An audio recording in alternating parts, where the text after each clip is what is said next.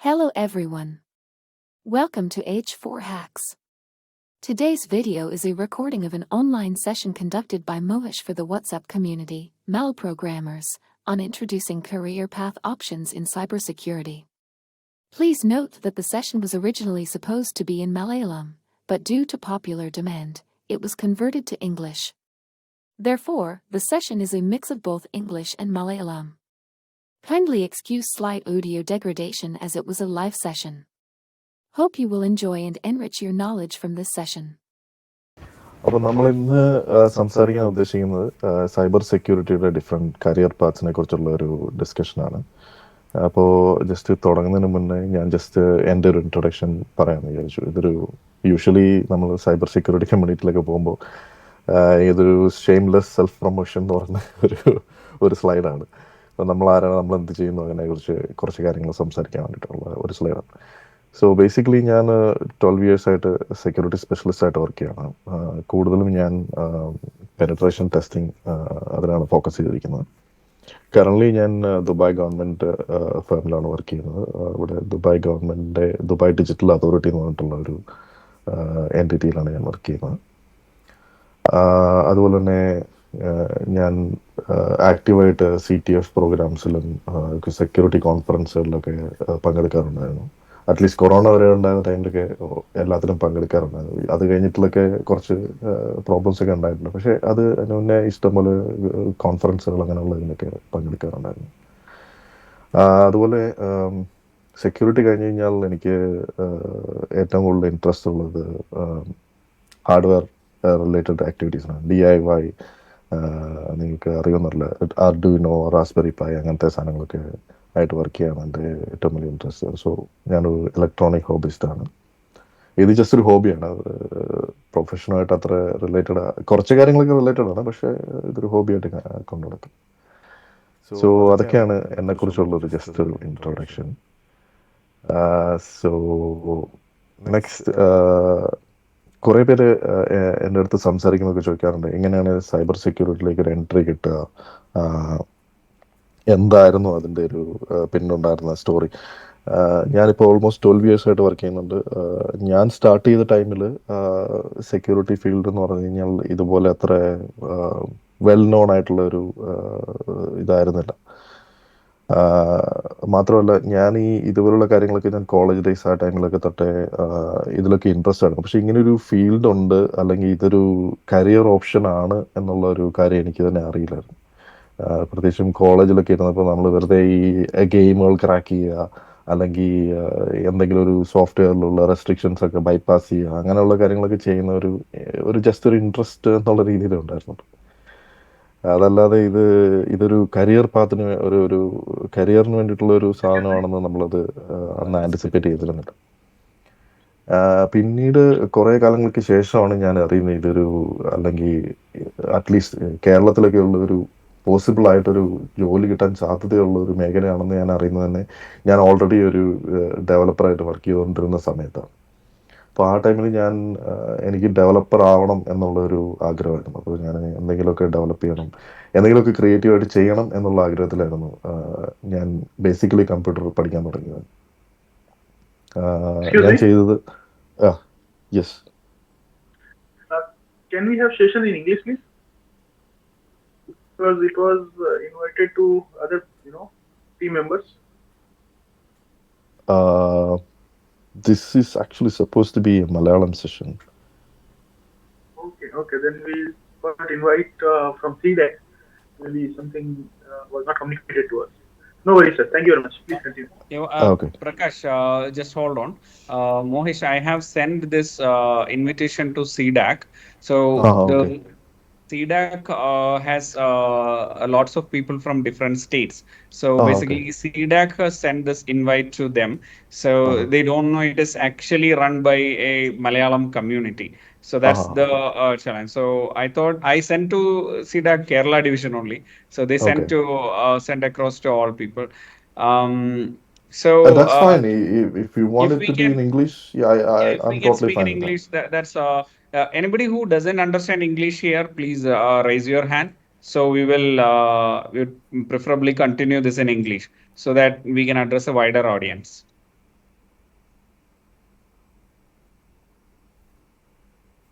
Is there anyone?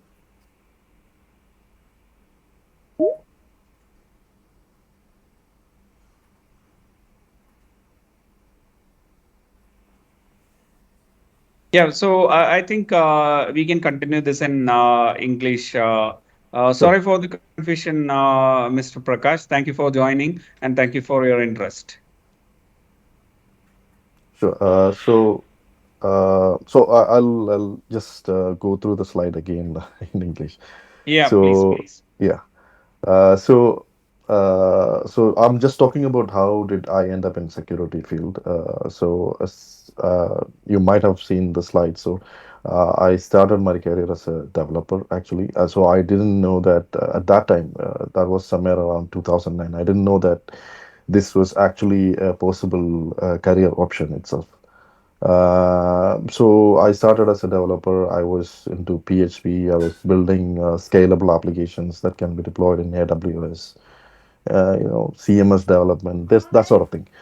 So, but this whole thing about breaking into systems or reverse engineering and then tampering with something, bypassing something, all these were like kind of my hobby kind of thing that I continued start. I mean, I started that in my college days itself. So many of my friends knew that I was into this kind of stuff. So that was a turning point for me actually. One of my friend who was a software tester who actually ended up in one of the big four firms and their pen test team. So he kind of referred me because he knew that I was into this kind of stuff. And then I got a break and I joined this firm EY. So I started as their ITR team. So I was into um, application testing, infrastructure testing in terms of security. So that's how I started with security. So in between those days, I completed certifications like CEH, OSCP, etc. And then later, I got a chance in Dubai. I moved to Dubai government, and that's how it is. So, any questions, any feedbacks? If not, we'll move to the next. Yeah. Am I audible? Am I clear? Yeah. Yeah, we can all Okay. hear you. Okay. Okay. So probably I'll just quickly talk about the different domains in cybersecurity. So you might have heard about mostly things related to pen testing. Maybe some might have heard about SOC or monitoring defense activities, etc. But cybersecurity is actually a vast uh, what do I say? It's a vast stream actually. So it has many domains. So it has something like security risk management, asset security, security engineering, then communications, network security, identity access management, assessment and testing, operations, and software development security, etc. So these basic categorization is actually coined up by these firms like ISC Square, etc. So you can find different kind of categorization by different kind of entities actually. So if you go online and search about different cybersecurity domains, you might end up seeing different kind of categorizations by different organizations. So this, I believe, is the most widely accepted one, where you have these many like 8 pillars, basically. So in security risk management, basically what they are trying to do is like you have to follow certain compliance requirements. You have like risk management. You have like business continuity management. So basically, these guys deal with creating policies and procedures for an organization. So based on these policies, they ensure that certain levels of compliance is met. So there are like different compliance standards across the world. Like say, sometimes there is like a nationwide compliance standard that you have to follow. Sometimes there is like an industry-wide compliance standard that you have to follow. For example, if you talk about a country like UAE, here there is like a standard called ISR, which is like a compliance standard created specifically for the country itself. So whoever who is working in this security and risk management, they will be creating policies and procedures that ensures that an organization is actually complying with this standard. So that's the sole purpose of this group. Same like that, there is like industry standards also. For example, if you are dealing with credit card data, you have standards like PCI DSS.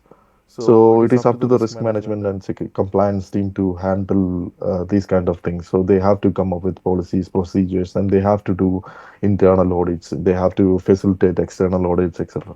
So that's like something that they do on a day-to-day basis.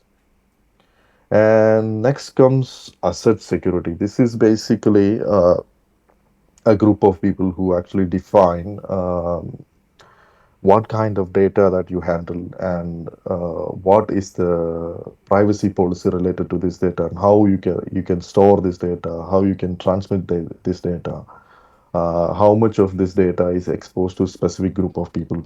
All these kind of things are dealt by asset security team. Also, they handle physical assets, and they ensure that everything is properly documented, and an organization is well keeping track of its assets properly. That's kind of the thing that this group does. And now the next domain would be something like security engineering. What these people do is like they design security. So, for example, they design networks, they design application systems in a specific way that they follow the principles or defined by the organization itself. When it comes to data privacy, when it comes to data at rest, or they consider many things, and then they design security around the systems. So that is the sole purpose of the security engineering group. Now, the next one would be like communications and network security. This team is basically handling, you know, the easiest example that I can come up with is like they handle something like a firewall. So they set up perimeter defenses. They set up devices that ensure that traffic is flowing in a secure manner, and data is not being leaked anywhere, just like that. That's the primary focus of this group. And then you have identity and access management, where this group basically manages the identity systems of an organization. So they basically handle the user store.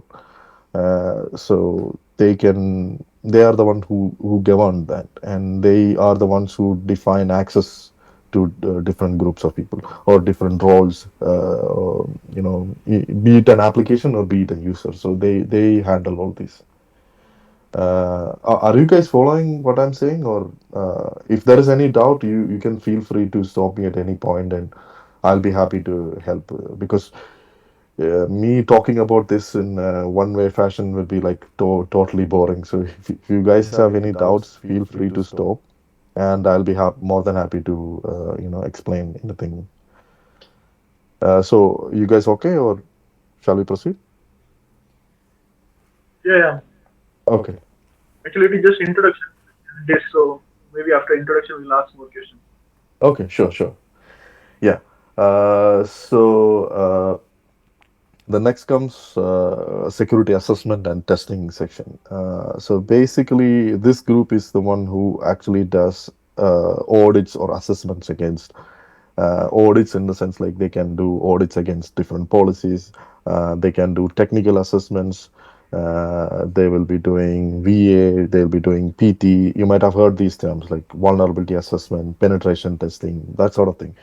So this is handled by the security assessment and testing domain. And next comes the security operations domain. So this is where the day-to-day activities are being handled. Day-to-day activities are mostly towards the defensive side of security, which means like there will be teams who will be monitoring the entire infrastructure of an organization. They will be setting up tools. They will be setting up devices. They will be setting up different controls around these tools and devices, and they will ensure that everything is accessed properly. There is no breach happening, Also, they part of their function is to do investigations also. So if there is a incident that happens, like there is a security incident that happens, there will be a part of this group who will be doing incident investigation. They will be even doing forensic analysis, etc. So all these kind of activities are handled by the security operations domain. Now, and the next one is the software development security. So this is kind of the latest development that happened around security. At least I would say, like when I started, this was not considered that much of an important, and now this whole concept of shift left, which means like you don't have to deal with security at the final phase. You have to embed security in the very initial phase itself. That's the concept of shift left, because everything is flowing towards the right, so you have to basically shift left, means you have to start from the very beginning itself. That's the concept behind it. So these guys basically handle secure development, basically. So they build CI/CD pipelines with enough security controls around that. They ensure that an organization is actually doing SAST, or static application testing. They build controls around secure development, basically. So they even do awareness sessions to developers to ensure that developers are writing code in a secure manner. So basically, these are the main 8 domains that widely accepted in the industry. So, anyone has any questions or any feedback?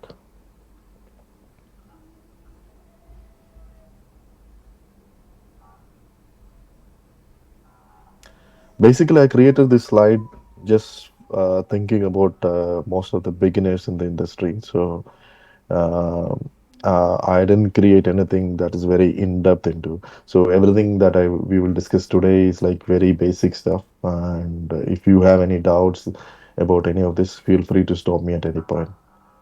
So since nobody's talking, I'm assuming that everybody's fine. So, Yeah, Sumay, yeah, sure, please.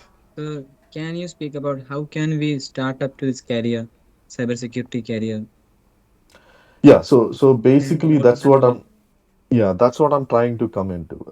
So to define so you want to get into security means you have to understand what security is, right?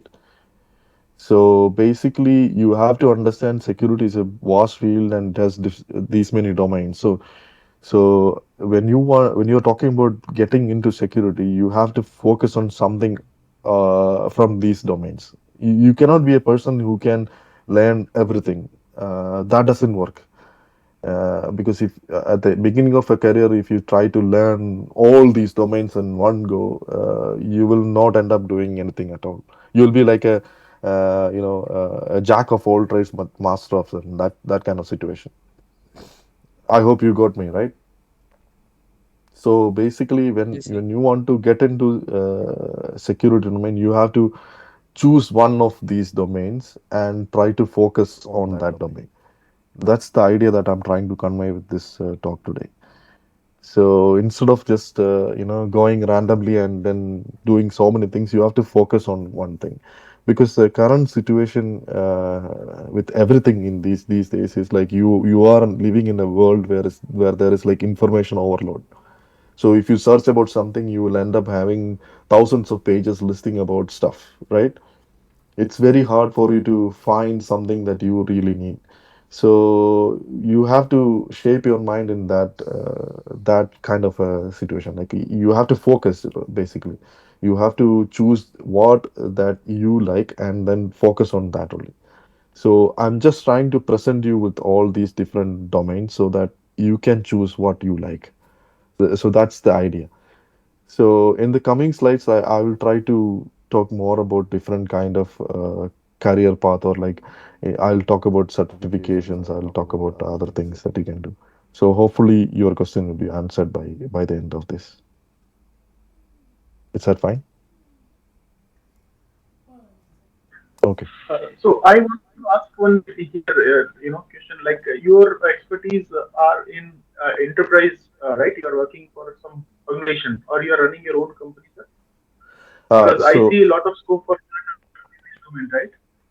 sorry, I couldn't get that. Can you repeat that last sentence? Okay. Uh, I just want to understand your personal experience. You are into enterprises, like you are working for some organization, or you are running your own company, sir? Okay. So basically, I am into the security assessment and testing section that you can see here. That is the most thing that I have done in my career. So the most of the work that I have done in my career is around this area, which is the security assessment and testing area. But nowadays I'm into security engineering also, as well as software development security also. At times I get into security operations in the sense, like when there is an incident, I take part in incident investigations, etc. So these are the main things that I have personally worked on in my career. Uh, so I hope I answered your question. Currently, I'm working for Dubai government as a security specialist there. Right, right. Yeah. Okay. So we'll just jump into a different perception, or a different perspective of the same thing that we discussed. So, like I said, this is the age of information overload. So you will end up seeing a lot of different variants of what we discuss. Different variants of it. So this is one other mapping of cybersecurity domains created by, I think, Mr. Henry Gang. Uh, I think I got it from LinkedIn mostly, but so you can see here, like they are also basically talking about the same thing that we discussed, but here they have included things like physical security, uh, which kind of in the previous one, the previous slide that you saw is defined by ISC Square. So ISC Square is one of the main organizations. They give certifications like CISSP or CCSP. You might have heard about these. So it's a very well-known organization. So they are the ones who came up with that eight domains, which is kind of a widely accepted standard in the industry. So different people view it in a different way. So this is one other way of viewing it. So here you can see that they have like security architecture, which kind of connects with cloud security, container security, federated identity, MFA, SSO, and lot of other things. And here you have like standards that are also mapped here. Then you have like career development, where you have training and other teams who handle your career development itself. And then you have physical security, then you have security operations, which we talked about. We have the blue team, we have SIM, SOAR, threat handling, etc. So if you guys are not aware about any of this, like, you can stop me and ask. I'll be very happy to explain. Uh, so basically, this area is where we have like blue team and red team, and combinedly there'll be purple teaming also. I believe that is listed somewhere here. No, I don't see that also. But you can see the software development security section defined here, which basically deals with application security, and you have the concept of shift left, CI/CD integrations. You have like source code scannings, you have API security, etc. And then you have like the risk assessment section, where you have pen test, social engineering, application pen test, etc. So this is just another way of mapping all the cybersecurity domains. So as you can see here, it's a very vast domain. So if you focus on any of these small boxes or these small ones here, like, it will be an entire career path on its own. So it's that big actually.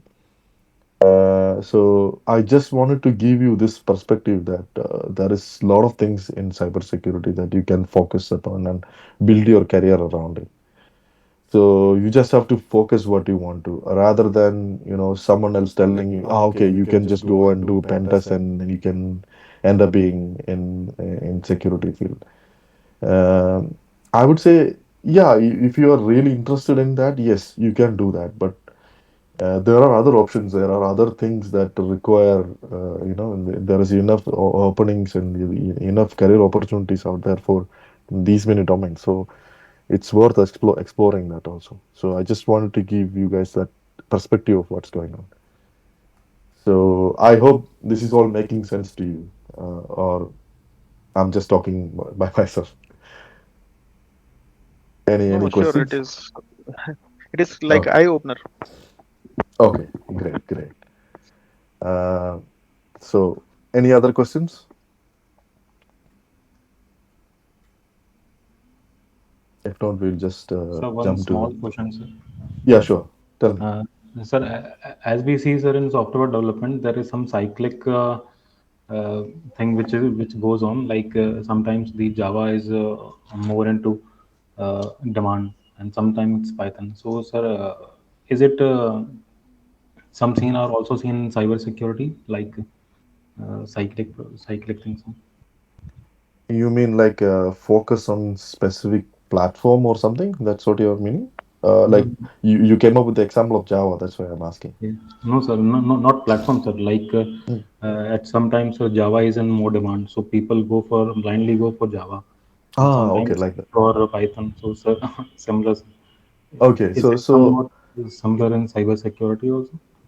um, I would say the bulk of the job in security these days are focused on security operations and this area, which means like the pen testing area. That's why you might be seeing most of that widely in the market.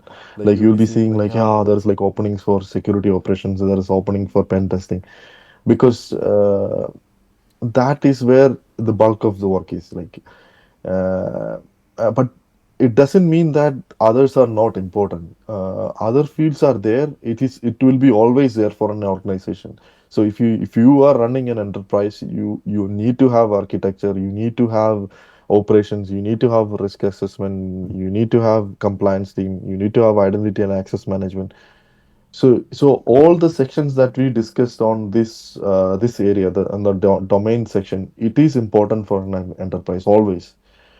But a bulk of the job will be around this area. This is where you need a lot of manpower, basically. I hope it you got it right. Yes, sure. So for testing, probably you will end up having, if you are a company that makes like 100 projects, you need to test all these 100 applications, right? What you're building. And let's say if you are following agile development methodology and you are coming up with builds every week or every day, probably you have to come up with something that you have to embed in your CI/CD pipeline. So you need to have software development security, and you need to have, at some point you have to do manual testing also. So you need to have a security assessment team. So this is a must for any organization actually. So all these domains are must for all the enterprises. It is just that these two ones, I mean the assessment as well as the operations area, this is where most amount of manpower is required. That is the only difference. So you cannot compare it with the same situation like, yeah, there is huge demand for Java. That's why. No, there will be always demand, but this is the situation. So I hope it makes sense. Yes, I sure. have a two-part question. Yeah, sure. Is there a government regulation to make it mandatory to have cybersecurity in place for corporates, and which government department is responsible? Absolutely, yes. As far as I know, from Indian government, I believe different laws are still being discussed. I'm not sure if all of that is practiced. I believe organizations like certain etc. are responsible for these kind of things. Like at least they are responsible for all the incidents that are occurring in any of the government or organizations itself. But I'm not sure if there is any standard that is implemented across the private sector also from the government side. But if you look at other countries, for example, Europe, they have the GDPR, and as a worldwide, you can see standards like PCI DSS. So All these ensure that any organization who deals with credit card data, for example, in the case of PCIDSs, you have to have many of these domains in your organization. That's a mandatory. So if you are PCI DSS certified, means you have to have security risk management, you have to have security assessment and testing, you have to have security operations, you have to have security engineering, you have to have software development security also. And these other things will automatically come into the picture if you have all these. So if an organization is going ahead with any industry standards, definitely yes, you need to have these kind of domains in your organization. That is a must. But from a government perspective, only few governments are enforcing all the companies under their jurisdiction to have security in place. Most of the government organizations that I have seen are enforcing on the government departments itself, not on private sectors forcefully. But there are, I think that is kind of changing right now also. You might have seen uh, different government organizations questioning different companies these days, right?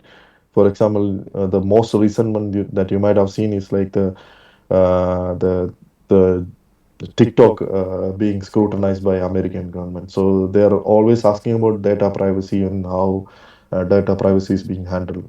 So they will be again, as a result of this, they will be enforcing a sort of security controls over them, which the company will have to adapt to.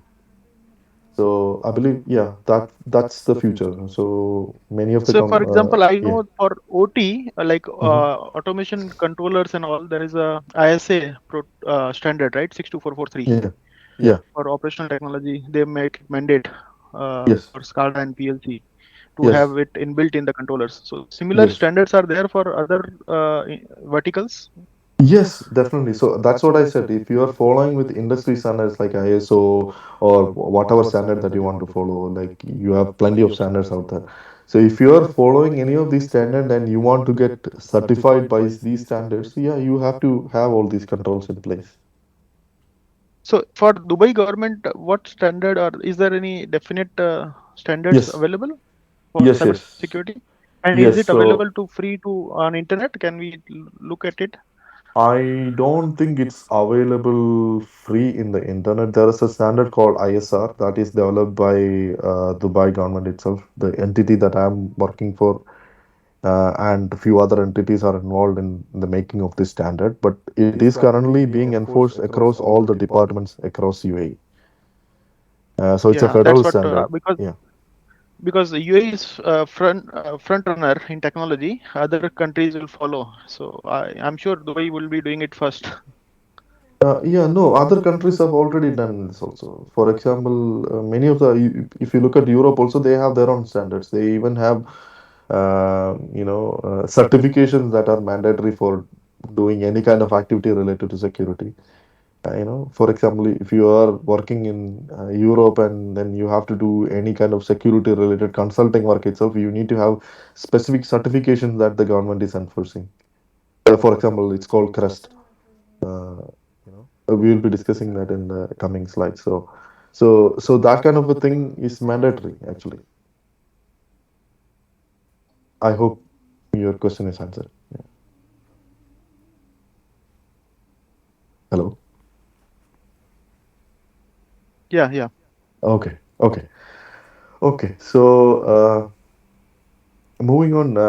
Oh yeah, this is just another meme that I just thought about adding it on the slide. So when it comes to cybersecurity career paths, this was one of the famous memes. Like you might have heard a lot of stories related to this, like people who ended up hacking into someone. After a few years, they become highly paid security consultant. This is very common in the industry actually. Uh, I wouldn't actually recommend this path actually because this is definitely an illegal side associated with that. So I just put this slide just to show that this is actually happening in the industry and this is a real thing. But not necessarily everyone has to follow that to get into security. So, but a lot of people have done that. they took the risk, they did all these kind of things, and they ended up being highly paid security consultants. It's a very common thing. Yeah, so cybersecurity roadmap based on SANS. So SANS, I don't know if you have heard about this organization called SANS. It's a very well-known organization when it comes to security. They provide a lot of security certifications. So based on some of the roadmap that they created, this is how they designed how you can progress in a security career path, basically. So basically, they start up with core techniques like prevent, defend, and maintain, and they have like associated courses for that. And from the risk and compliance section, they have a different career path also, which you can see here as the green section here. So they have courses that they provide for these, but I just use this slide because it's a very good graphical representation of how things are defined in the security. So here you can see like if you end up in the defensive side of security, which means like you are into the blue team side, you will be starting with monitoring, detection, and then finally when you level up, you will have cyber defense operation where you can learn how to harden specific defenses. Like you can come up with innovative ways to defend your perimeter or defend your applications, for say. So that is one career path you can take. Another is like offensive side, which I think we already discussed, but it talks about more into pen testing, and then in the next level up, you will be basically focusing on one area. For example, like maybe mobile, maybe web applications, maybe infrastructure, etc. And then you focus on that area and then build your skill around that. That's another way of getting. And then you have like the forensic side, which in the previous slide we discussed about the security operation. So this gray one and the blue one is basically under the same domain that we discussed in the previous slides, which is the security operations. So here basically you are getting into forensic side. You are you are involved in incident investigations, uh, and you are involved in gathering threat intel for your organization. By threat intel, what I mean is like you analyze different sources and you foresee any kind of security threat that your organization might be facing in the future. So that's the whole idea behind that. So also they have put cloud security and industry control systems on the side. Basically, this also falls under this kind of a progression path, but they just put it as, on a different side because they have different courses for that. So their whole roadmap is based on the courses that they provide, basically. Yeah. And basically, someone actually came up with a huge list of certifications that are spread across different domains in the security, basically. So here you can see most of the domains that are listed here are kind of the same thing that we discussed already, but there will be slight differences here and there. But the overall idea remains the same. So let me try to open this like URL, and we'll probably try to see. Yeah. So this page basically lists out all the certifications. Currently, I believe they have like 473 certifications listed, and all these are coming under different domains in the security. So you can see here many of the certifications that are well known in the pen testing field, like OSCP, OSEE, OSWE, OSE3, etc., are all listed down in this section where they have pen testing and exploitation. And then you have like a big list for incident handling, forensics, and you have software security, which we talked about the development related activities. And then this is for risk assessment and other kind of thing activities. and then you have risk management and related certifications. So if you hover around any of these certifications, you can basically see the expanded version of the certification. I'll probably share all the slides after this talk in our group, so you can go through this, or you can just basically Google it out and find it. But this is one good graphical representation that I have found recently. So basically, if you hover around, you can see the cost associated with the exam also, which is kind of nice. So these are all the well-known industry accepted certifications, basically. So you can see a big lines for CISP and few other certifications like that. So these are like very well-known ones. So yeah. So any questions? Any feedback? If I keep on talking, it will be a boring session. So I want you guys to be interactive. You keep on asking questions.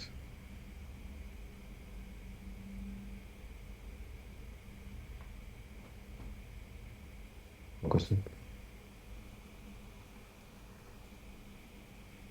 ചോദ്യം ചോദിക്കുന്നവർക്ക് മലയാളത്തിലും ചോദിക്കാം. അതിനിവിടെ restriction ഒന്നും ഇല്ല.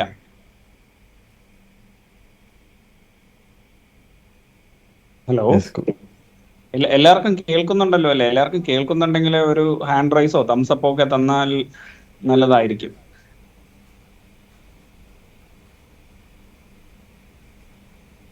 Sir മുമ്പത്തെ സ്ലൈഡിൽ sir CISSP ഒരു കോഴ്സിന്റെ റോഡ് മാപ്പ് കാണിച്ചായിരുന്നോ?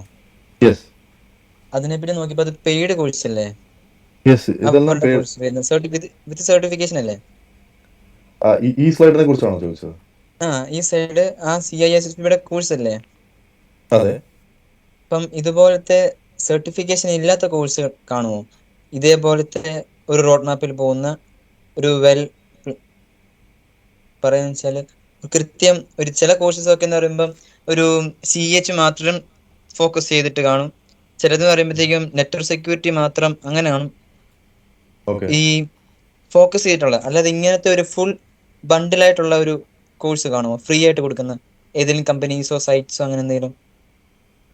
ഫ്രീ ആയിട്ട് കൊടുക്കുന്നത് കുറെ എണ്ണമൊക്കെ ഉണ്ടാവും. പക്ഷെ അതൊന്നും എന്താ പ്രോബ്ലം എന്ന് വെച്ച് കഴിഞ്ഞാൽ, അത് വെച്ചിട്ട് നിങ്ങൾക്കിപ്പോൾ ഞാൻ ഈ കാണിച്ചതെല്ലാം ഓൾറെഡി ഇൻഡസ്ട്രി അക്സെപ്റ്റഡ് ആണ്. അപ്പോൾ നമ്മളൊരു കരിയർ പാത്ത് ബിൽഡ് ചെയ്യുമ്പോൾ ഇങ്ങനത്തെ സർട്ടിഫിക്കേഷൻസ് എടുത്തു കഴിഞ്ഞാൽ അതിന് നമ്മുടെ റെസ്യൂമിലാണ് അതിന് വാല്യൂ ഉണ്ടാവുള്ളൂ.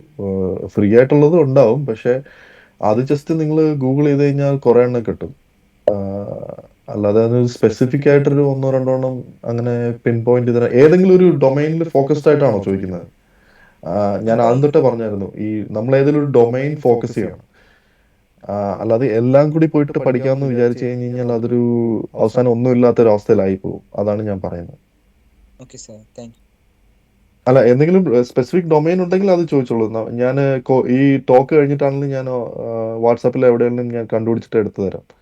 അങ്ങനെ എന്തെങ്കിലും സ്പെസിഫിക് ആയിട്ടുള്ള ഡൊമൈനിൽ ഫോക്കസ് ചെയ്യണം. ഇപ്പോൾ നിങ്ങൾക്ക് പെൻ ടെസ്റ്റിംഗിൽ മാത്രം ഫോക്കസ് ചെയ്യാനോ അല്ലെങ്കിൽ മോണിറ്ററിംഗിൽ ഫോക്കസ് ചെയ്യാനാണെങ്കിൽ ഓപ്പൺ ആയിട്ടുള്ള കോഴ്സുകൾ ഉണ്ടാകും. ഇപ്പോൾ ഫോർ എക്സാമ്പിൾ യൂഡമി പോലത്തെ സൈറ്റുകളിലൊക്കെ ചെന്ന് കഴിഞ്ഞാൽ അവിടെ ഫുൾ ഫ്ലെഡ്ജ് ആയിട്ട് ഇതുപോലെ കാര്യങ്ങൾ പറഞ്ഞു തരുന്ന കോഴ്സസ് ഒക്കെ ഉണ്ടാവും, എന്തെങ്കിലും ഒരു സ്പെസിഫിക് കാര്യത്തിന് വേണ്ടിയിട്ടുള്ള. For example web application testing അങ്ങനത്തെ എന്തെങ്കിലും കാര്യമാണെങ്കിൽ അതിന് വേണ്ടിയിട്ടുള്ള സ്പെസിഫിക് കോഴ്സസ് ഇതുപോലെ യൂഡമി പോലുള്ളിടത്ത് ചിലപ്പോൾ ഫ്രീ ആയിട്ട് അല്ലെങ്കിൽ വളരെ ചെറിയ എമൗണ്ട് പൈസ കൊടുത്തിട്ട് കിട്ടുന്നുണ്ടാവും. അപ്പോൾ അങ്ങനെയുള്ളത് ഉണ്ട്, ഇല്ലാന്ന് ഞാൻ പറയുന്നില്ല. ഞാൻ പറഞ്ഞു വന്നത് ഇതൊക്കെയാണ് ഇൻഡസ്ട്രിയിൽ കൂടുതൽ അക്സെപ്റ്റഡ് ആയിട്ടുള്ളതേ ഉള്ളൂ.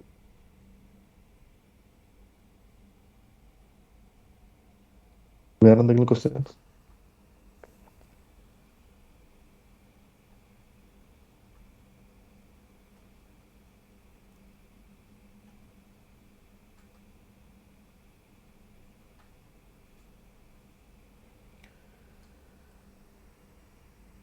So, okay, I guess there is no more questions. So we'll just talk a bit more about the offensive side, because that's where most of my experience also lies in. So I thought I'll probably give a bit more in-depth overview about what's going on in the offensive side. So basically, if you are going to focus on a domain like offensive side or the security assessment or testing side, the kind of activity that you will be doing is basically vulnerability assessments and pen testing. So vulnerability assessments and pen testing could be against infrastructure or against applications. So uh, I hope everyone knows about pen testing, or like you have no idea about it. Some ideas, sir. Sorry. We have some ideas, sir. Okay. Okay. So basically, the concept about pen testing is basically you are doing a recon against something, and then you are trying to identify vulnerabilities in that, be it an infrastructure, be it an application, whatever it is. Like you are trying to basically break in as if an actual hacker would do. So the idea behind this is like you have to find a loophole in the system, and then you break in, and then you gain access to the system. You probably gain high level privileges. So you gain some sensitive data, you gain access to some sensitive functions, etc. So that's the whole concept. So you are basically finding out all the loopholes in the system, and then you create reports out of this, and then you give it to the development team so that they can review this, or you give it to the management. In some cases, when you are working as consultant, you are basically presenting the results to management. So the idea here is like you are letting the team know that okay, your system is vulnerable in these and these ways, and someone can break into your system, and then they can probably hack into your system. So you have to fix these vulnerabilities. So as part of the report, you will be basically talking about how you can fix these vulnerabilities also. So on the right side of the slide, you can see that the skill set that you will be requiring for pen testing is basically you need to have very good understanding about how systems work. That is the primary criteria for this. So you need to have a very basic knowledge about how systems work. Sometimes I've seen a lot of people who has very high level concepts of how things work, but if you really get down to the very basics, they will be a bit more doubtful about certain things. So being a pen tester means you have to learn the basics properly, how systems work, how two systems communicate, how web applications work, how a mobile application work. You have to learn the basics first. So that's how you get into offensive side actually. And since we are all part of the development group here, being a developer also greatly helps. So from my personal experience itself, I started my career as a developer, so which actually helped a lot when I moved into pen testing actually. So so basically that's the thing. So I see that someone is raising hand. Like you can go and shoot the question. Yes, sir. I was going to ask you that is Yeah. there any language we can learn, coding language, so that it will help us in the career? See, learning any coding language, if you are focusing on offensive side, it is not mandatory that you need to know any coding language. It's not a mandatory thing. I know a lot of people who work in pen testing who doesn't know development. But the thing that you need to have is the concept behind everything. So if you see a set of source code, or if you see a script or something, you can just go through it and understand how it works. So that is the thing that you need to have. You don't necessarily need full-fledged knowledge about how to code a complicated system. No, you don't need all that. If you have basic scripting skills, that's more than enough for pen testing side. But if you are really getting into something like research here, for example, if you are getting into offensive side and you're going to be a researcher, where you will be reverse engineering stuff, you will be building fuzzing engines and etc., then yeah, knowing a programming language and building your own tools is the key to success there. Like for example, in case of fuzzing, basically what we are going to do is like probably we'll take a specific portion of the target that you're going to break into, and then try to fuzz that target. So it involves you building a fuzzer specifically for that use case itself. So in that case, yeah, definitely it will help if you know some programming language. So So, I which hope. language will you recommend? I would say as a beginner, you can try to learn some scripting languages like Go or Python or anything. That's more than enough. So if you're going to do certifications also, for example, in the offensive side, one of the main or the well-known certification and the widely accepted one is OSCP. So if you're going to solve OSCP exam itself, it's a 24-hour long exam. So basically, the exam in the exam you will be given five targets, and you will be asked to break into these five targets. And these five targets will be five machines running different kind of software. So during the exam itself, if you know certain scripting language, you can automate many of the things by scripting. So that helps basically. So knowing any basic scripting language like Python or Go will be more than enough. Yeah. Okay, sir. So any other questions? Yes, sir. Sir, Manshu here. Yeah, sure. Fine. Am I audible, sir? Yeah, sure. Tell me. Sir, I am interested in sir, knowing about more about research, sir. So, if anyone wants to get into the research side, Yeah. so what are the tools? What are the medium that can avail, sir? One can Okay. avail. Okay. So, based on my experience, what I have seen in the industry, so people who end up in research usually start their journey by bug bounty programs. That's typically how it happens, but there can be other exceptions also. But typically, they start up with bug bounty. I hope you know about bug bounty, or should I explain it more? Yes, sir. I know, sir. Yeah. Okay. So using bounty programs, people get into getting a target and then trying to do different kind of testing against that target, and then finally, once you move into this research phase, basically, what I've seen is like people mostly focus on the fuzzing side. So if you look at any of the bigger teams that are there who actually does active research on different things, basically they are into fuzzing. So for example, recently I attended a session with Zero Day Initiative. It was not recently, but few years back. So Zero Day Initiative is one company who basically buys any zero days from you. Like if you happen to find any zero day means like if you find a flaw in the system which can exploit a system. For example, if you find a flaw in, let's say, Android, you manage to break into Android, it is called a zero day. So basically, you find a way where you can break into Android system. It's called a zero day. So zero day means like that is the day that you found it. Like so, from here it's like they'll start counting the days. So that's like a military term, right? Zero day.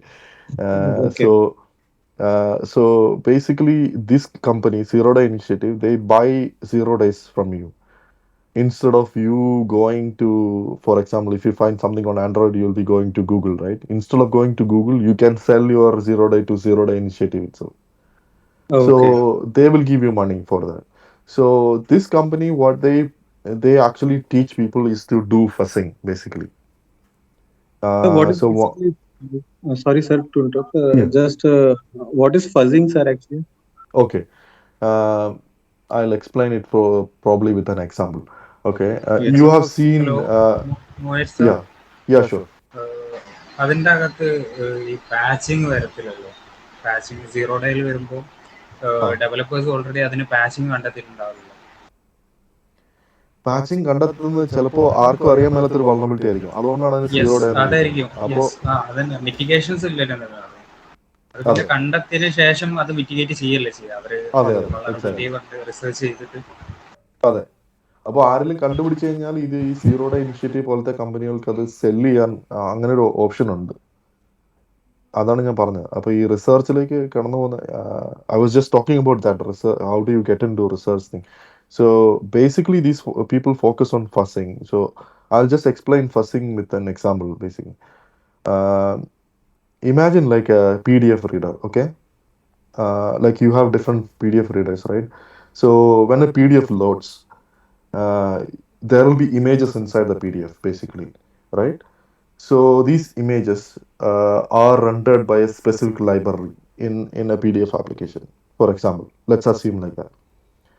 You have XPDF reader, and you have like a library inside XPDF reader, which basically loads and displays images on screen. So the whole purpose of that module is to render images inside the document.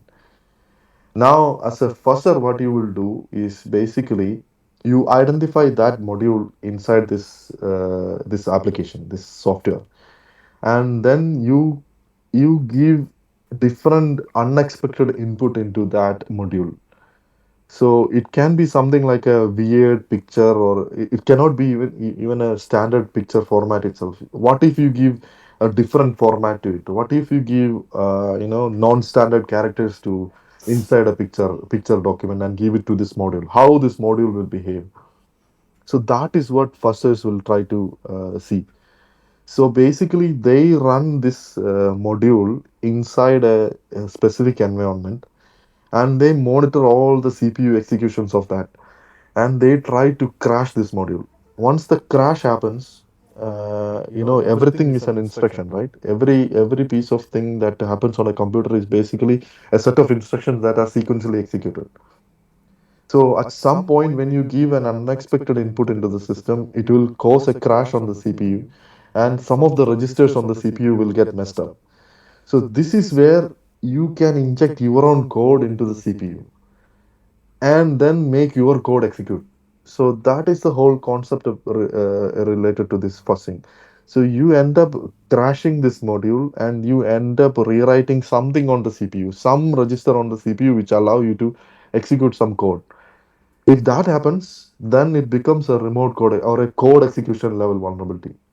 Like you provide this specific input into the system, which causes a code that you provided as a payload to be executed instead of what the normal thing that the system will do. So the normal functionality in the PDF reader image rendering module is image rendering. So while it renders the image, you give a very unique input into the system, which makes the system execute some code that you give. So that's the whole idea. So with this, then you have now full control around that PDF loader itself. So what you will do is like you will create a PDF document with this malicious picture as an input, and you send it to the reader. It will try to read the PDF and try to render this image, and then your code that you embedded in the PDF document will get executed. And what this code will do is probably you will give a command shell back to the attacker itself. So basically, you will get a user level access that the same user level what the PDF reader is running on that system, be it any kind of system, be it Linux or Windows, whatever. So this is the whole concept behind finding zero-day bugs with fuzzing. Okay. So this is how researchers find things. So this is how you might be seeing there will be tournaments happening every year. There will be a tournament called Pawn to Own, which is a very well-known industry tournament happening every year, I think, where they will be given targets. So one of the target will be like Chrome browser. One of the target will be like a router itself, and they try to fuzz these things, and then they try to find out uh, code execution level vulnerabilities and take over these softwares. So every year someone will find some vulnerability in Chrome. They will bypass all the sandboxes. I hope you know about the concept of sandboxing, right? Since Yes. so we discussed about the CPU thing, and also sandboxing is a concept where the CPU is even executed inside a specific environment itself. So it doesn't know that there is another world around it. So Yes. A people standalone system type. Yeah, so people actually find vulnerabilities that can even break these sandboxes and escape into the next level. So, Okay. which is a very common thing in security. So, every year, someone will find vulnerabilities across all the major browsers, major VMware product, VM or virtualization products, etc. So it's a very common thing. So yeah. So Sir, that's how one you. Yeah. sir, Yeah. Sure. regarding bug bounty and research, sir, Mhm. as you have said, ki you start with you can start with a bug bounty.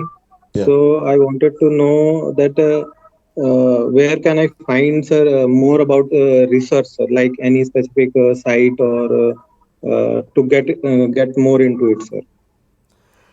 I don't know if there is a single place where you can find all this information. I Okay. would suggest you start piece by piece, not just directly get into fussing or anything. Yeah, yes. Probably you start with, how to find issues normally, like not like in the research perspective, but normal testing. Then you probably try getting into reverse engineering, and then you will get more understanding about how systems work, and then slowly you will understand the idea about fuzzing and then get into that. But other than that, I don't know if there is any single course. There are courses offered by these companies, for example Zero Day Initiative and all, but these are all in-person training sessions and all, and quite expensive ones also. The last one that I attended was with Abdul Aziz Hariri, who is like one of the founders for Zero Day Initiative. So he was the one who was delivering the course, and in that course, what he was teaching is like how to build your own fuzzer with Python or something. So basically, Okay. if you find where you want to fuzz, you can create a fuzzer on your own, and then you build a huge computational rig, like a few machines with few cores and GPUs and etc. And then you can run all that inside your own fuzzer inside this rig, and you end up Okay. fuzzing things. Yeah, Thank you, sir. yeah, no problem. So talking more about offensive side, you have like red teaming, purple teaming, and adversary emulation also.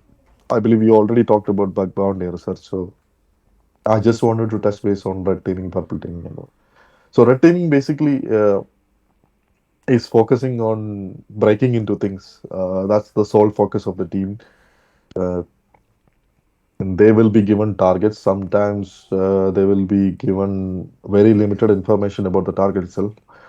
But the sole purpose of the red team will be like breaking into things. Sometimes it even includes physical security assessments as well, which means like you will be basically picking up locks also and getting into an organization, maybe data centers, etc. And purple teaming is basically an activity done by the red team and the blue team combined together, which is why it is called purple. So the idea here is like the red team will come up with different kind of attacks that you can do against an organization, and the blue team is supposed to come up with defense mechanisms to fight against this. So that's the whole exercise. So typically, it's like a few weeks long exercise where one team will be executing different attacks, and another team will be trying to identify these, and they will tweak their defense controls to detect these attacks. So that's the idea about purple team. And adversary emulation is a recently popular term used in offensive side, where you basically try to simulate a attack group itself. So I don't know if you guys know, but there are different hacker groups out there in the world. So there will be like they are usually termed with some names, like they have weird kind of names, but there will be these groups who will be targeting a specific. For example, there will be groups who will be targeting oil and gas. There will be groups who will be targeting health related systems. There will be groups who will be targeting governments only. There will be groups who are targeting power systems, etc. So the adversary emulation is basically you simulate the activities done by this group for an organization. So this is like a usually a consulting type of thing that companies buy adversary emulation exercises from different companies like CrowdStrike or FireEye or whatever. So basically, these companies will try to simulate all the activities done by an attack group against an organization. So it can even involve, social engineering attacks. Like they can try to trick any of the employees in an organization and then to gain access to the organization, and then from there they can propagate inside the organization. So this is some things that are happening in the offensive side of security. So any other questions? I hope all this makes sense. Like, or I'm just talking and you guys are not following anything. No, sir. It is making sense. Okay. So anyone else? Any other questions?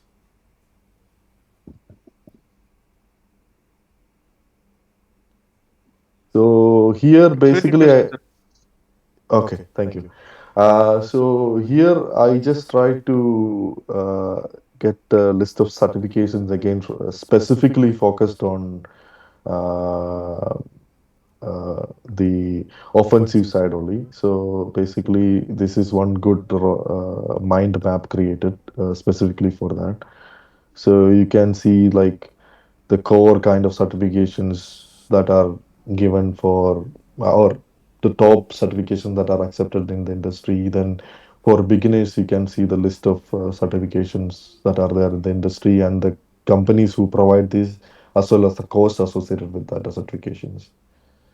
And here is like a intermediate, and then you have advanced and specialist kind of roles. So I thought like this will be helpful for someone who wants to focus on specific domain. So in this slide, I mean, towards the end of my presentation, I was more focusing on the offensive side because I thought it will be more comfortable for me as well, and it will be more interesting for you as well. Yeah. So that's basically the things that I wanted to discuss today. And as I said, like it's more, it was more like I'm talking always, and you guys are coming up with a less number of questions. So now it's the time for you guys to ask more questions to me. Yeah. Yes, sir. I wanted to ask you one question. Yeah, sure. Tell me. Okay, so you talked about the advisors, no, consultants, Yeah. security consultants. Yeah. So, what kind of experience is needed to be a security consultant? Means, do we need to be in a red team or blue team? Consultants, okay, that's what I said. Like, you have to focus on one domain. So, consultants can be from any domain itself. You can have consultants who work for risk and compliance also. So, you have to focus on one domain, and that is something that you have to decide for yourself. That's the whole idea here. Like, so if you are going to be an offensive side consultant, basically, I would say the requirements would be like you will have to get a certification that's like industry acknowledged. So preferably something like OSCP or equivalent ones. And then basically these days there will be like even um companies will be only allowing certain consultants who has well reputations also, like they have to have certain CVs listed under their name. I know certain companies who look for that also. So then only they will accept you as a consultant for a specific task itself. So there are different criteria. It's up to the organization that you'll be working again for, basically. Sir, it's a freelancing job, right? No, no. Consultants can be from a company also. So there will be companies who, for example, companies like CrowdStrike or companies like FireEye, etc. They give security consulting tasks for other companies, like jobs for other companies, basically. So they give pen test services, they give incident assessments, they give forensic investigation or service to different companies. So these guys are called as consultants, basically. And you can do your own consulting as a freelancer also. That's also fine. But when you have a brand name associated, that's when you get more job, right? Yes, sir. So actually, also I wanted to know more opportunities in this field for self-employment. Mohesh, you can stop the presentation as well. Oh, okay. Sorry. Yeah. Yeah. if you are getting into a freelance kind of thing, I would suggest again. I'm assuming that you want to go ahead with the offensive side, right? Or anything else? Is it offensive side or other Yes, sir. side? Mostly offensive side, but Okay. other things also you can suggest. Okay, so if it's offensive side, I would suggest you can start with the bounty programs. You can even there are other platforms where, for example, like you have Synac, you have Cobalt.io and other platforms where you can basically it's not exactly like a bounty program, but they will give you tasks that you can complete on based on your timing itself. So basically, you can get into these kind of things first. Um, I mean, other than that, if you want to start with a freelancing job for other companies, it's up to you to find out the clients, right? So that's the only challenge I would say. I mean, if you find out clients and you have skills, then it's fine. But I would suggest you start working on platforms and then try to gain knowledge about how you can do testing, how you can do web application assessments, you can do mobile application assessments, etc. And then build your skills on that, and then you can start doing freelance work. I've seen a lot of Okay, people sir. do that. So I'm not. It's a very easy thing that you can do that, but you just have to start step by step. That's it. Okay, sir. So I would suggest you can start with platforms like Hack in the Box or something like that, so that you get the basics of how to break into system, and then try to focus on something specifically. For example, what I can foresee is like most of the bulk job in the near future will be more focusing on the application side of things. Like you will be more focusing on the application security. Why? Because there's like a lot of automation tools out there that are coming up recently that are focusing mostly on the infrastructure side of things. Like there are solutions that can do infrastructure pen test fully in a fully automated way. I've seen solutions like that. So in the future, it's more of the work will be more focusing on the application side of things. Okay, sir.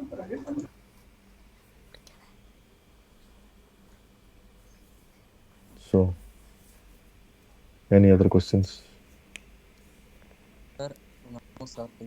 സാറേ നമ്മളിപ്പം cyber security ഡൊമൈനിലേക്ക് വരുമ്പോഴേ ആ ഒരു ജോലിക്ക് വേണ്ടി നമ്മൾ നോക്കുവാണെങ്കിൽ നമ്മളെടുത്ത course അവർ നോക്കുക. ലൈക്ക് ഇപ്പം ഞാനിപ്പോൾ 12th കഴിഞ്ഞിട്ടിരിക്കുകയാണ്. അപ്പം അടുത്ത് നെക്സ്റ്റ് ഞാൻ എഞ്ചിനീയറിങ്ങിന് പോകണോ, BCAക്ക് പോകണോ, BSc കമ്പ്യൂട്ടർ സയൻസ്?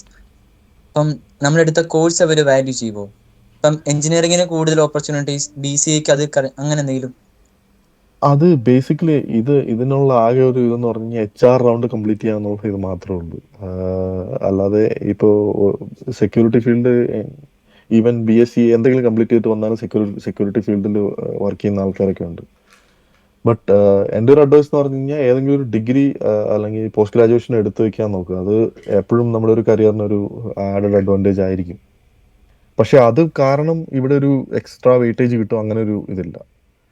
അത് ജസ്റ്റ് നിങ്ങൾ ആ HR റൗണ്ട് കംപ്ലീറ്റ് ചെയ്യാൻ വേണ്ടിയിട്ട് മാത്രമാണ് അതൊരു മാൻഡേറ്ററി ആയിട്ട്. സൈബർ സെക്യൂരിറ്റി ഫോക്കസ്ഡ് ആയിട്ടുള്ള ഇപ്പോൾ കോഴ്സുകളൊക്കെ വന്നിട്ടുണ്ട്. അത് വന്നാൽ തന്നെയും ഇതുപോലുള്ള ഇപ്പോൾ ഒഫൻസീവ് സൈഡിൽ ഇപ്പോൾ കുറച്ച് പേരെ റിക്രൂട്ട് ചെയ്യാൻ വേണ്ടി നോക്കുകയാണെങ്കിലും ഇതിപ്പോൾ ആൾ എന്തൊക്കെ കോഴ്സ് പഠിച്ചെന്ന് പറഞ്ഞാൽ ആളുടെ സ്കില്ലാണ് നമ്മൾ ഇവാലുവേറ്റ് ചെയ്യുന്നത്. ആ സ്കില്ലുണ്ടെങ്കിൽ മാത്രമേ നമ്മൾ ആളെ എടുക്കുള്ളൂ. കോഴ്സിന് എപ്പോഴും ആ ഒരു ജസ്റ്റ് ഒരു ക്രൈറ്റീരിയ ടിക്ക് ബോക്സ് കിട്ടാൻ വേണ്ടിയിട്ട് മാത്രമാണ് കോഴ്സ് എന്നുള്ളതുള്ളത്. അതിപ്പോൾ ഈവൻ നമ്മൾ OSCP സർട്ടിഫിക്കേഷൻ എടുത്താൽ തന്നെ ചിലർക്ക് ബേസിക് ആയിട്ടുള്ള കാര്യങ്ങൾ അറിയത്തുണ്ടാവില്ല. അപ്പോൾ അതനുസരിച്ചായിരിക്കും ആൾക്കാർ അത് ഇവാലുവേറ്റ് ചെയ്യുന്ന ആളുടെ ഇതനുസരിച്ചിരിക്കും. അവർ കൂടുതലും ബേസിക്സ് ഒക്കെ സ്ട്രോങ് ആയിട്ടുള്ള ആൾക്കാരെയാണ് നോക്കുന്നതെങ്കിൽ അവർ ഇവാലുവേറ്റ് ചെയ്യുന്ന ടൈമിൽ അല്ല ഇന്റർവ്യൂ ടൈമിൽ യൂഷ്വലി അതൊക്കെ ചെക്ക് ചെയ്തിട്ടായിരിക്കും. ഇപ്പോൾ മോസ്റ്റ്ലി ഞാൻ കണ്ടിട്ടുള്ള ഓൾമോസ്റ്റ് എല്ലാ ഒഫൻസീവ് സൈഡിലുള്ള ഇന്റർവ്യൂസ് എന്ന് പറഞ്ഞാലും പ്രാക്ടിക്കൽ എക്സാംസ് തന്നെയാണ്. എന്തെങ്കിലും ഒരു ടാസ്ക് തന്നിട്ട് അത് എന്തെങ്കിലും ഒരു മെഷീനോ അല്ലെങ്കിൽ എന്തെങ്കിലും ഒരു ആപ്ലിക്കേഷൻ തന്നിട്ട് അതിന് ബ്രേക്ക് ഇൻ ചെയ്യുക എന്നുള്ളത് തന്നെയാണ്. എന്നിട്ട് അതിന് റിപ്പോർട്ട് ജനറേറ്റ് ചെയ്യുക. അപ്പോൾ ആ ഒരു ഫേസിൽ എന്തായാലും കണ്ടുപിടിക്കാൻ പറ്റും ആൾക്ക് സ്കില്ലുണ്ടോ ഇല്ല എന്നുള്ളത്. മനസ്സിലായോ? ഞാൻ ക്വസ്റ്റ്യൻ ആൻസർ ചെയ്തോ? Yes sir. Okay.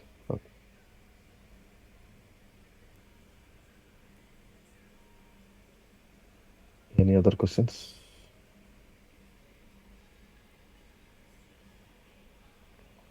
Hello, sir. Yes. Hi. Sir, I am a enthusiast who wanted to step into cybersecurity for a long time. So, Okay. whenever I research about this, I got the answer like learn the network fundamentals firstly, Yeah. and whenever I am studying on this, I keep getting more and more theory parts. Like, so I wanted to ask you that. Whether is this the real thing that refers to the network fundamentals, or is there any application level of things that will come afterwards? So yeah, like I said, the fundamentals is mandatory actually. You need to learn a lot of fundamentals, how systems work, how systems interact between each other. So basically, networking is the thing that you say how systems interact with each other, right? So you need to understand all these concepts, but you don't have to go very deep level and then learn everything, but you can start doing some practical things on your own. So in that way, you will understand, how things work in a better way. Like if you do some hands-on activity instead of learning through all these theory things. So I would suggest to start doing some activity parallelly while you learn all this theory. So you can do some basic challenges or something if you are focusing on offensive side, I would say. And then you will keep on understanding more and more. So I guess that's the correct path here. Okay, thank you, sir. Welcome. So, more on the hands-on part, sir. Yeah. Sir, the Ragnar has asked na, how to get hands-on. Yeah. So I want to know, sir, how one can start, how one can apply the fundamentals to start applying the fundamentals so that they get to know much more. So for that again, where you want to apply the fundamentals. So if for example, if you are going to offensive side, you can probably focus on infrastructure testing first. So in the infrastructure testing, basically you will be doing port scanning, then you will be trying to understand the kind of vulnerabilities, etc. Right? So slowly you will try to understand. Once you learn the fundamentals, you will automatically come to know that like I cannot do this kind of things here. So for example, when you do port scan, for example, you know how the communication protocols work. So okay, what if I do certain things and how my target behaves when I do a certain different way of scanning. So you keep on exploring like that. So that is where you apply the theory into practice. Okay. So I believe by doing these kind of small steps, you will be automatically applying all the theory that you have learned. So it's just like that. You keep on doing it, and then you will end up having a better understanding. Once you actually see the theory in action, you will understand it better way, right? Yeah. Yeah, that's why. Yeah. Sir, Yeah. one more thing, sir. Sir, matlab, we are not actually licensed to to practice the attack offensive side. Am I right, sir? Yeah, that's why I said like We there are have a platforms. permission to, no, sir. Yeah. Yes, exactly. So that's why you can find lot of platforms like Hack in the Box or One Hub or there is like n number of platforms these days. Yeah, that's So what I these wanted. yeah, so these platforms actually give targets that you can practice against. So these are dummy targets. They will give enough challenge to you. So instead of actually going and attacking someone directly, you can go and do it That's on these platforms. Yes. So these platforms will actually help you learn the basics. okay. Yeah. Thank you, sir. That's why if if I am going to bluntly Yeah. going to Don't do react. that. Don't do Yes. that. Yes. Thank you, sir. Welcome.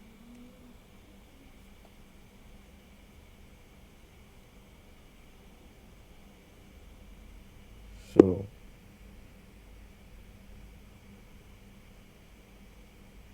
any other questions, or are we good to go?